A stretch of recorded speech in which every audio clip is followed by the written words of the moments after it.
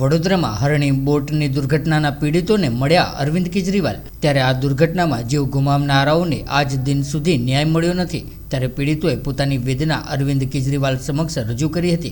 ત્યારે દુર્ઘટનામાં જીવ ગુમાવેલી એક નાની બાળકીની માતાએ કાર્યક્રમ દરમિયાન મુખ્યમંત્રી સમક્ષ માંગ કરી હતી। ત્યારે તેમને પકડીને જેવું ત્યાં પીડિતોએ અરવિંદ કેજરીવાલ સમક્ષ જણાવ્યું હતું। ત્યારે અરવિંદ કેજરીવાલે પીડિત પરિવારોની વેદના સાંભળીને न्याय મળે તે દિશામાં કામ કરવા માટે આશ્વાસન આપ્યું હતું।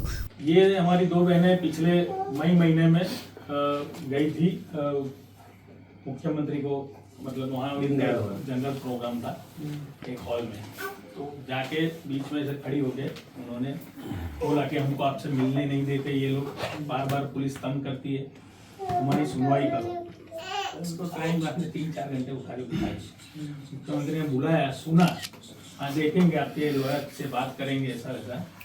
आज तक तो कुछ हुआ नहीं। तो उसके बाद जो इन पूरे परिवार पे स्टार्ट हुआ कि कोई भी बड़ा नेता बीजेपी का आता है, चाहे प्राइम मिनिस्टर आके गए 2 बार, चीफ मिनिस्टर आते हैं, गृह मंत्री आते हैं, सभी को हाउस अरेस्ट